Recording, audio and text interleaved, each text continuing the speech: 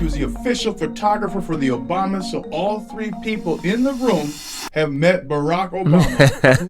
So my first assignment with the Urban Spectrum was to photograph Barack Obama. I said, who is Barack Obama? I had an opportunity to actually meet him, and I took a picture with him. And I said, oh my goodness, if he decides to run, he's going to be my candidate for president. Well, you only became a photographer officially later in life. That journey started when I was 55 years old. Your life doesn't stop because you got older. Talk about the defining times. What's the most memorable moment? My most memorable moment was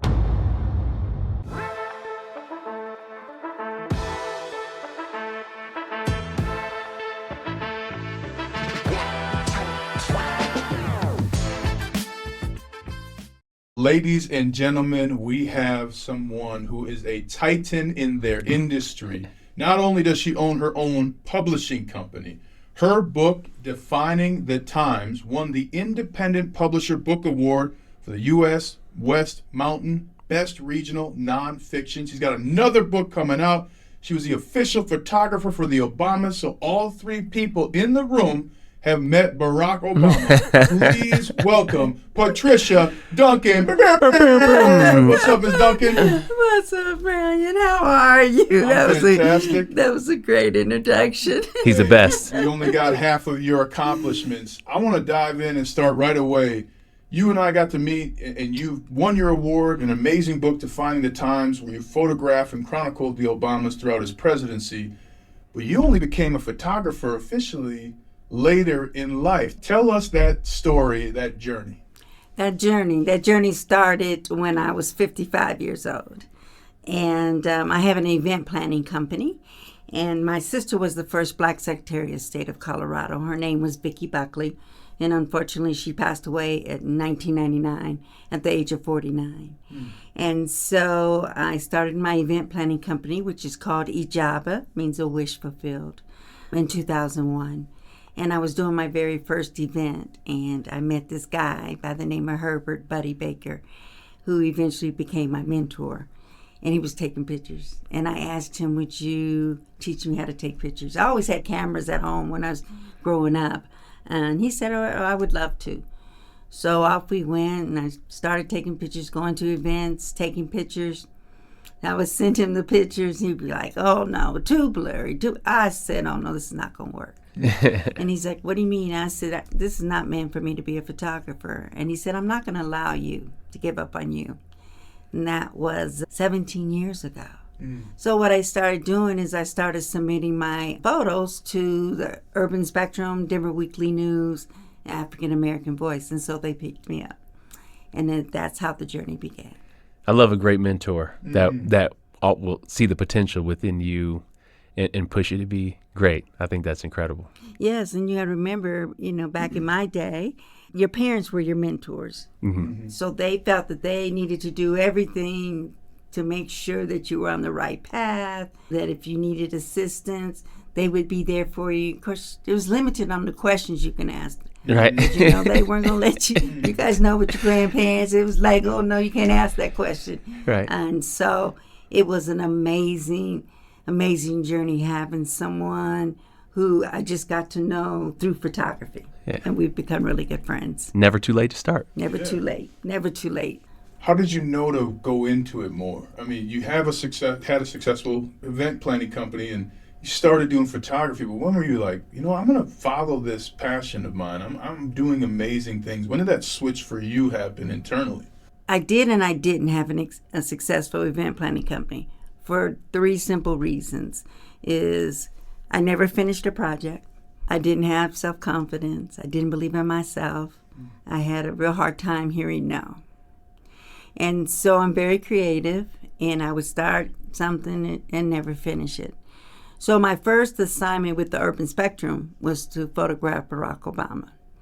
And I remember saying to B, I said, who is Barack Obama?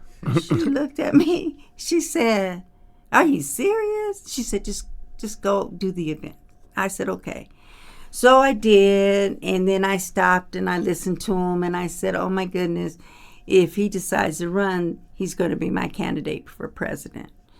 And then in March of 2007, I had an opportunity to actually meet him, and I took a picture with him, which is in the book, and I said, oh, this is my new president. This is going to be the president of the United States, and we had a big laugh. So I used my press credentials only for the newspapers. I didn't put them out on social media. And one day I was looking at, I don't know, a rally or something, and the people's faces, the tears, the excitement, people just shaking their heads saying, oh my God, it's possible we're going to have a black man president. And that's when I decided on that day, I'm going to do a book, and it's going to be on Barack Obama. And you were going to finish it. I was going to finish it. What about photography lights you up? First of all, I like action, movement, so I am what you call an on-location photographer. I don't do weddings. I don't do portraits. I like the movement. I like capturing people's expressions or catching something that no one else is going to look at. With my first book, Defining Moment, I went to East High School. My girlfriend was a teacher at East High School, and she bought a classroom set. So the students asked me all kind of questions, and this one young man said to me, do you want your pictures to always have a caption, or do you want it to say 1,000 words? Right? So I said, okay. That changed my whole way of shooting. Because now I want, when you look at the picture, what is your story about that picture? Mm-hmm. And that's the piece now that I really love about photography, is for me to get your reaction to the picture. Well, let's talk about some of the reactions you caught. You caught something that Barack Obama's written about, where they say, fired up, ready to go. When you were at those campaign events, at those rallies, noticing the people's faces, what was so different about, was it joy? Was it anticipation? Was it realization? What did you experience seeing people react to Barack Obama? So when I'm shooting, Once he comes on the stage, or once the subject comes on the stage, then it's all about that subject. So what I would do before he came on stage, I would scan the crowd just to see people's reactions, to see the conversations, to see the excitement, to see the kids. I mean, that was just amazing to see, especially the little boys at that time. So I didn't really get to see what people's reactions were until I maybe looked at another event. Not so much our event, because I can't see them. Being on press row, you can't see them. But President Obama, has expressions like you wouldn't believe. So I have a rule. Once I pull my camera up to my eye, I shoot for 10 seconds. I don't take it down. I don't look at it. And it is amazing how many different expressions I have in those 10 seconds. What's the most memorable moment that you can remember, just, shooting Barack and he's talking or whatever it may be, most memorable moment or crowd or whatever it may be? So I was a flight attendant in the 70s. The second term, I was able to get White House clearance. So what does that mean? That I can photograph the president anywhere in the world, either arriving or departing. This was 2012. He was here for the Air Force Academy's commencement. My nephew was a graduate of the Air Force Academy, our first family graduate. He was the gold class, and the gold class got the President of the United States. Mm. And so, I could feel the anticipation of Air Force One, because you got to remember, I'm a flight attendant. I flew international. I watched it, and I'm shooting it, and I watch it. And then he comes down, lands, and they open the door, and he comes out. And I froze. And I could feel my sister say, you got work to do. Mm-hmm. Get out your feelings. Let's go. And I started shooting. Mm-hmm. But to see the first black man come off of Air Force One was just unbelievable. Yeah. It was surreal. Can't even imagine. Yeah, it was surreal. And it's in the book. Yeah.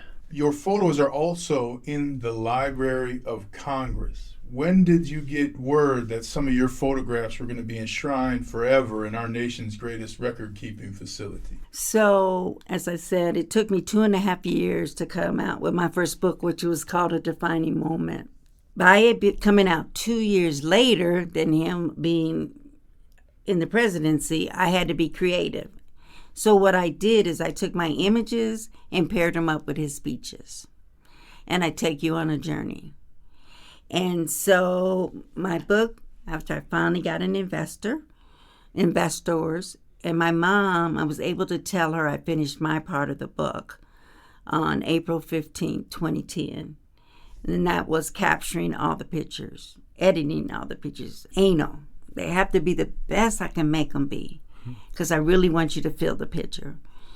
And I said, Mama, I finished. And she said, oh, Tricia, the family name. She said, oh, Tricia is going to come out in grand fashion. And my mom passed away on August 23rd. So I got an investor. I didn't quit anymore. Remember when I told you that I was a quitter? I wasn't a quitter anymore. So the book, A Defining Moment, was nominated for an NAACP Image Award for Outstanding Literary Work of a Debut Author in 2012. Incredible. In 2013, I sold the book out, and that's why relationships and meeting people, I met the man that introduced me to the librarian of Congress, the librarian of the Library of Congress. His name was Dr. Billingston. And I was able to set up an appointment with him, and he took my book, and he said, I would love for this to be in the Library of Congress. And it went in 2013. Wow. Talk about just that moment of really just going back to calling your mom and saying, hey, I finished. What was that like, just because of, the journey of, beginning projects and then stopping them? Yeah, talk about the emotions that day. So my mom had lung cancer, and so we put her in hospice. And so what I would do is I would take my computer and I would take it to hospice with me, and I would work on it until she said, okay, it's no longer Obama time, it's Ruby time. And I would say, okay, Mama. So I would put it down, and I would pay attention to my mom. And she loved seeing Obama. She was just so excited. She was, she got to vote for him. Like, I can talk about it now without crying. And so it shows that I'm healing, that I have finally healed that piece. But when I used to tell people, I would tear up because my father passed away in 2005, so he didn't get an opportunity to even, look at Barack Obama or even vote for him. And it was an amazing journey to have my mom with me for at least the piece that I could say I was finished with my part, and now I can send it to the editor, and now we can get this book ready and get it finished. So you went from quitter to finisher to award recipient, and then you decided to start your own publishing company. What went into that decision? So I started my own publishing company in 2008 because I did not want anyone to have my pictures. So as you guys know about copyright infringement and things like that, and all money's not good money. And sure, I probably could have made great money on a bonus, but how much money would the publisher made? So I said, oh no, we're going to start our own publishing company. What were the steps you had to take to build it? How do you build a publishing company? Prior to that, I used to work for a gentleman named Herman Malone, and he had a book. And so he asked me to be his publicist. And I was like, well, I don't know how to be a publicist, but I'm willing to learn. And that's what I did. So I learned about the publishing piece because he self-published. And like I said, contacts, and we went to the Indiana Black Expo and things like that. So I had some idea of what I was doing, researching, finding printers. And what was really important to me was it wasn't about making money. There again, and I know that's not a great business sense. It was about a senior citizen being able to buy my book without foregoing medicine. So the book was $33. Hardcover, $33. Unheard of, yeah. A student, which was important for them, could buy a book on a one-day McDonald's salary. That's what was important to me. It wasn't about the money. It was about giving something for the seniors that never thought that was going to ever happen, or for those students that were voting for the first time and would be able to vote for a black man and for it to be in history. So no matter how you look at it, you cannot take the 44th president out of the history books. Yeah. Because he's president of the United States. So that's what made me start my own publishing company. And I would only publish my books. And I had told my really good friend who lives in Atlanta, I said, whew, it was tough. It was a tough journey to start off in Atlanta, Georgia. And unfortunately, black people weren't very nice. For whatever reason, they felt that the president should have been their president, and he wasn't doing anything for black people, and on and on and on. And many a day, I wore my feelings on my sleeve. Like, I just don't get it. So I told him, his name is Ekanuel, I said, oof, I'm done. I can't do this no more. He's like, oh, we're not done. Oh, yes, we are. I'm not coming out with any more books. But I never said never, because my dad taught me don't ever say never, because invariably it's going to come back and bite you in your butt. And so, look at me, I'm 4 books in. So, talk about the defining times. Talk about the pictures that are in this book. If you just look, obviously this is your book, but if you just look at the cover, inside, what photo really stands out just right now as you think about it? Like, all right, looking in there, that stands out in your mind. There again, it comes back to the Air Force One. Okay. Like I said, it was surreal.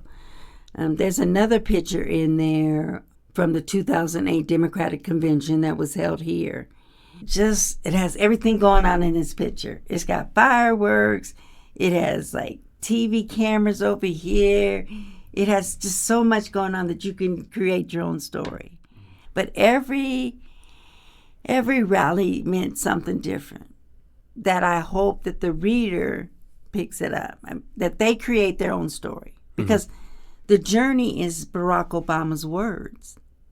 They're not my words, they're not your words, they're his words. So you get all of his speeches in their entirety in the book. But the first thing people look at are the photos. That's why they have to be the best they can be. And so it's 344 pages, and it's just full of everything you can think of that goes on in a presidential campaign is in the book. It captured it for you. So it's educational because the Electoral College, which people don't understand. But if you take a moment and read the book, you'll understand it. You learned about Air Force One. You learned about the Beast.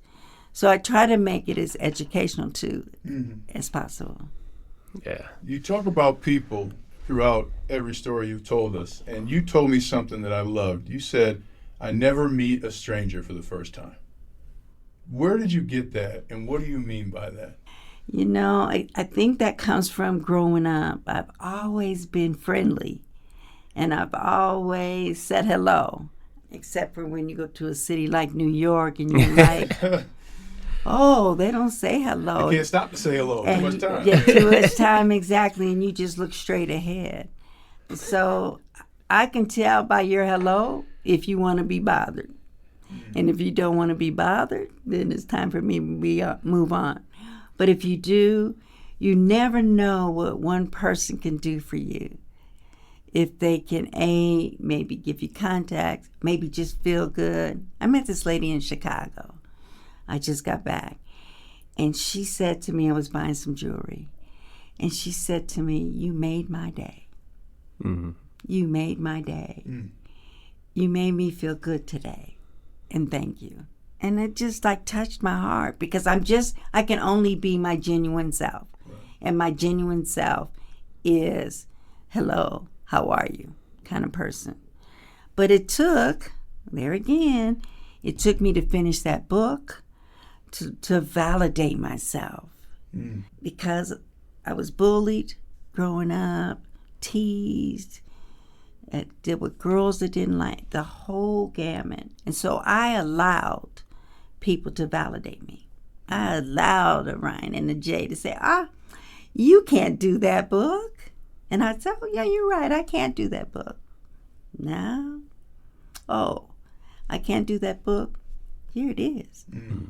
Here's my dream. I can hold my dream and my goal. A lot of people can't do that. What do you think makes people say? I mean, Benny and I know from our time playing, like, people are going to, your opponent's going to tell you can't win, right? So we smile at that. But outside of the field, in regular life, what do you think makes people try and stop others' dreams? It's more your friends that you count on to give you that. This was coming from people that I thought were my friends that were telling me I couldn't finish. There again, they probably looked back and said, oh, well, she starts stuff and she doesn't finish it, so why should we believe her now, right? And I don't know what makes us do that. But I do know now, I don't care if you don't believe me. It doesn't matter anymore. If you do, you do, and if you don't, you don't. But I'm going to show you. Mm-hmm. And like I said, I don't know why, but it hurts when it comes from a friend for them not to believe or have faith in you. So you're super successful. You've done and you've written 4 incredible books. You've taken pictures for the Obamas. What would you go back and tell your younger self that was quitting certain projects or wasn't finishing things? What would you go back and tell that younger version of you? First, say a prayer every day. Say a prayer every day that you're getting up. Do something. Get something that you really believe in. If it's a word or whatever, get something that you really believe in and hold on to it. And then just have faith in yourself.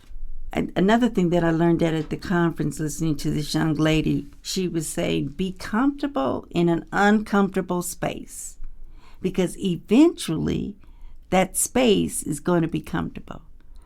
But if you learn how to start being uncomfortable from the very beginning, then it's going to feel really good when it's comfortable. But that is the biggest thing for me, is to have faith in myself. And that was the one thing my sister had. And I have that, what I wrote in the book for your children is work hard. That was easy to do because my dad made sure we do that. Keep God first in your life and always believe in you, and you will persevere. Well, it took a long time for me to believe in Pat. But today, I got a whole bunch of belief in it. Well, you got so much belief. You donate your time and energy, and you do speeches and fireside chats for the next generation. What do you want Benny and I and the next generation to do? What's your mandate to us to accomplish next on the shoulders of you and everybody in your generation that has really brought us to this moment that we can see in your books at the Library of Congress? What's your mandate for us to do as the next generation to continue to grow and achieve? Give back. Give back to that, for you, football player that has aspirations and has dreams to become a football player. Don't destroy it. Enhance it. Enhance their dream. Enhance their goal by saying, look, you got to have great work ethic. You can't get anywhere in this world, I don't care what kind of job you have, if you don't have work ethic. But remember that once upon a time, you were that little football player that people told you weren't going to be good enough, that you weren't going to go to pros. Give back. I'm saying this because you're men. For a woman, give back to little girls. Give back. I'm getting ready to do a seminar. I have a nonprofit now, named after my sister. It's called the Fellowship Community of Vicki Buckley. And my sister started working for the Secretary of State in 1974, became Secretary of State in 94. But before all that, she was on welfare, gunshot, domestic violence, all the negative things that could happen to a person happened to my sister. So what we're going to do in the nonprofit is we're going to embrace and empower Black women, Black girls who live traumatic lives or have had traumatic events in their lives. And we're going to turn that life into self-building, one step at a time. Love that. It's one step at a time. And so, whether it's self-esteem, where do you go for resources? So, I say give back to the younger generation. We've lost the Z's or whatever their name is. I'm just lost. As you see, I can't figure out. They have a lot of confidence, but is it confidence or is it arrogance? They don't want to help each other. They don't want to help you. It's like crabs in a barrel. Oh, you're climbing up? Oh, let me help you. Push you back down. So that would be, and that's what I try to do every day of my life, is I try to give back or I try to help just one person. Because if I can affect one person, I feel really good inside. You had mentioned to me before, politics is a dirty business. Without naming names, what do we not know, being so far removed, where you've seen politics in action? Oh, it's just as I said, it's a dirty game. It's a dog-eat-dog game. And so I commend anybody who wants to run, because just some of the things that go on behind the scenes. Things like yelling matches or taking the cheese from your sandwich? What are we talking about? Like affairs, having affairs with your people that work in your campaign, and doing things that's going to hurt the other candidate or the elected official that's already in office. Just downright dirty things that happens in every single campaign. What was Barack like behind the scenes? No cameras. How much time did you spend with him asking questions or having conversation? What was he like, cameras off? So I didn't really get to talk to him. Met him, took the picture with him.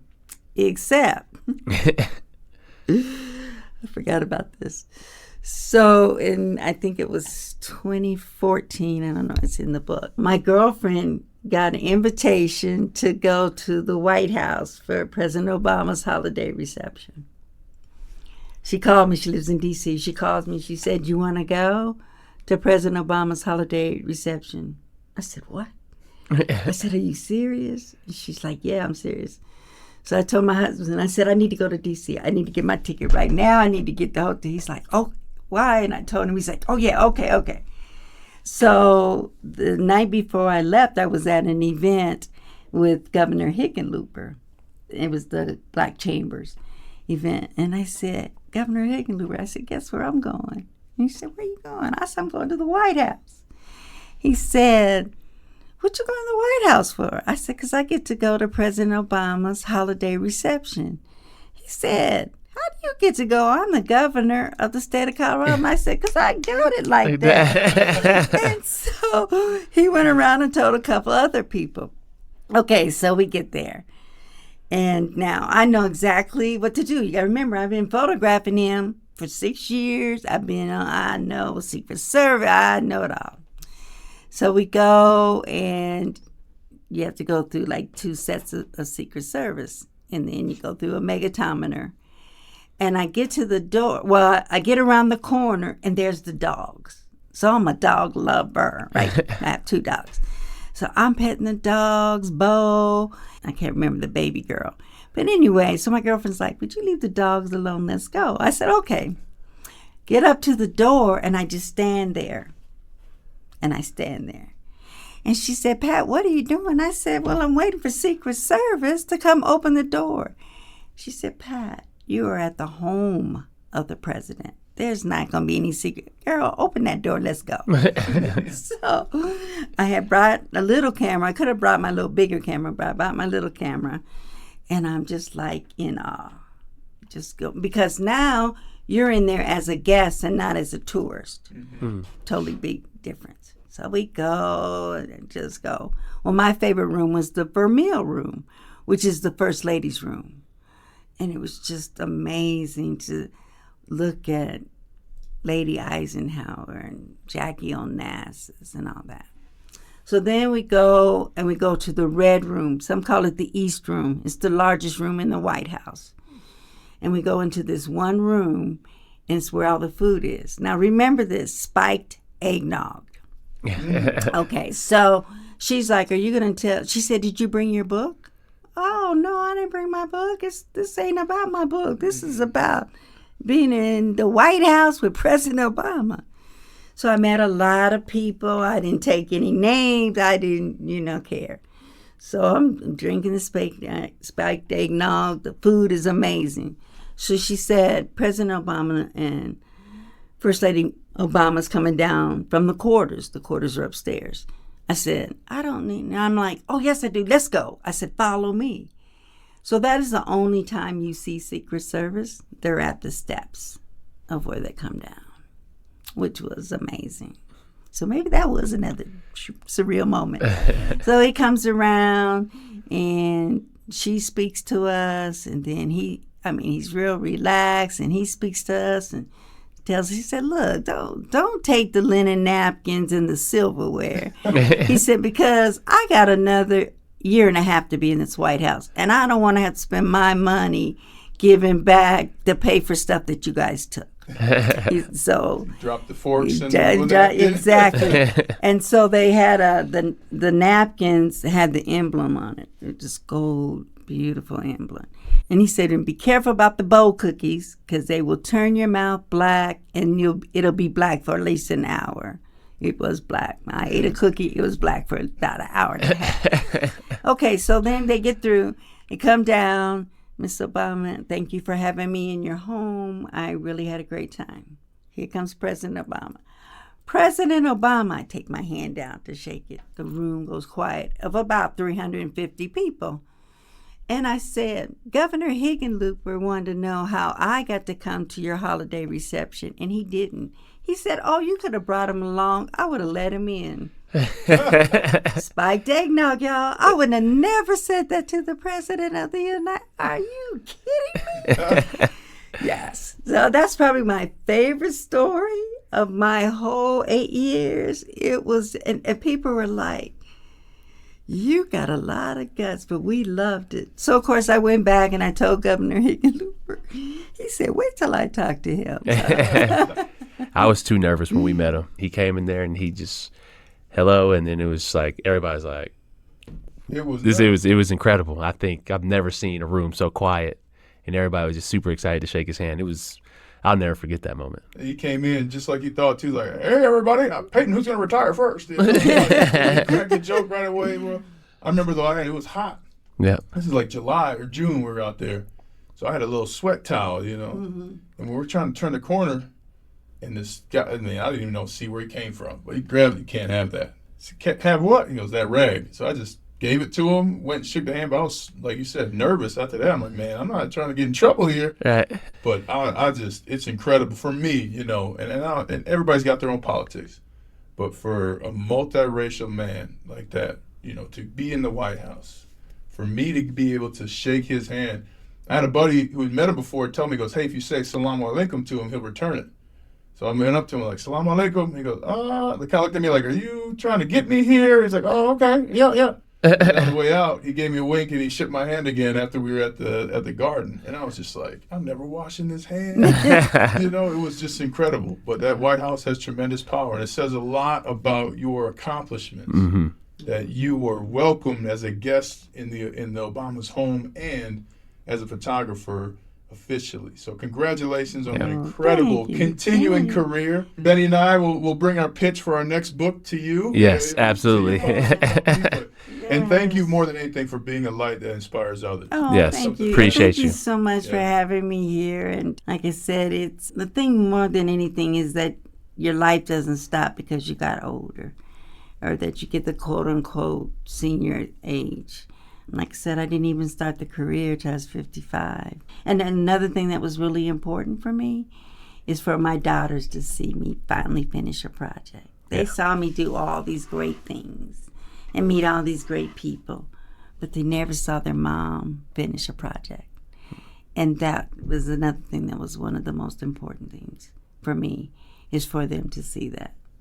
Amazing. Shout out to you. Yeah. Thank you for being on. Patricia Duncan, a.k.a. Trish, thank you so much. Thank you so much, you guys, for having me. This was fun.